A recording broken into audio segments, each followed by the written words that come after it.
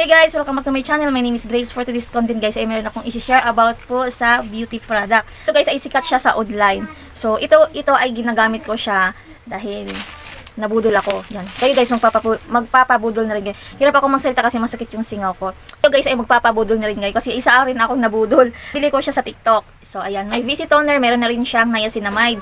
So ito yung niacinamide guys ay maganda siya kasi ito ay nakakaputi siya, wrinkle, whitening essence, preserve youthful looks, whitening and moisturizing, brightening, smoothing, and rejuvenating skin, lightening of dark spots. Yung mga dark spots natin dyan ay natatanggal. So, ito guys ay meron siyang VC toner. VC toner is vitamin C toner. So, ito try natin guys. Actually, bumili ako nito. Dalawang free ng ganito. Meron din siyang isang bottle ng ilang ml. 500 ml. So, kita nyo naman oh. Yan, parang isang... Oh, di ba ang haba niya? So, guys, pasensya na masakit yung singa ko, sakit magsalita. Itatry ko siya, guys, kung paano siya gamitin. So, kukuha lang kayo ng bulak, and then, ayan. Para lang siyang tubig, ayan. Pag inaalog ko, ibig sabihin, guys, ay legit. Oh, di ba? Legit kapag bumubulak, pag inaalog. So, ayan, itatry natin. Ganyan lang yung ginagawa ko. Ayan.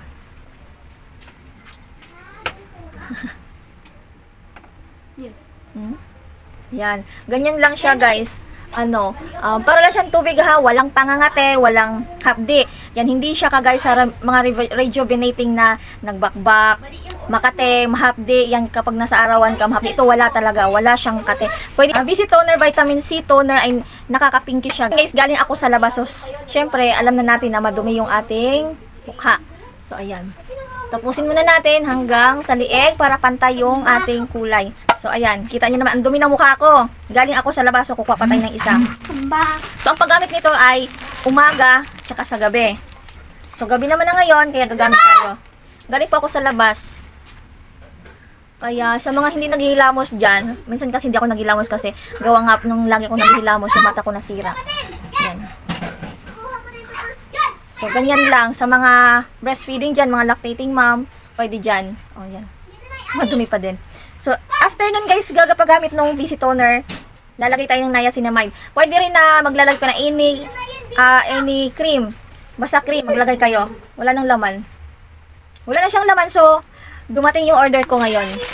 Ayan, nabuksan ko na siya. Meron tayong 4. Yan, balik-baliktad na siya. Meron tayong 4. So, itatry natin yung isa. Ipapakita ko sa inyo guys kung anong texture nung niya, serum. So, ayan. Ang kinagandaan lang nito, guys, ay nakaka-whitening kapag niacinamide ang ginagamit nyo. So, ayan. Ito yung laman niya. Oh. Ito yung bottle, tas ito yung laman. Serum. Para lang din siyang tubig. Kapag kapag i-blend nyo, ayan, para lang siyang tubig. Ayan.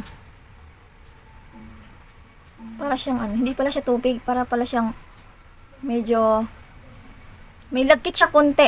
Pero yung isa parang tubig lang ito. Pero ito parang may lagkit siya konti, oh. Ibang sealer na binilan ko. So, guys, ilalagay ko dito yung sealer na inorderan ko nito kasi itong dalawa sa TikTok ito din, ibang sealer ito din, diba? Ito may pagka medyo malagkit. Ano ba to? Legit? Saan ba ang legit? Yan. Pero nakakaputi siya, guys. Napansin ko talaga pumuti yung mukha ko. Tsaka naglighten siya, and then nawala yung mga tagyawat ko. Mayroon akong mga tagyawat na maliliit yung mga butlig-butlig. So, nakakatanggal po siya ng ito guys ay napapansin ko na medyo pinkish yung mukha natin. Konti lang, not like before. Ayan. Para po ito sa para ito sa may mga pekas, open pores, melasma, acne, pimples, dark spots, blackheads, and whiteheads.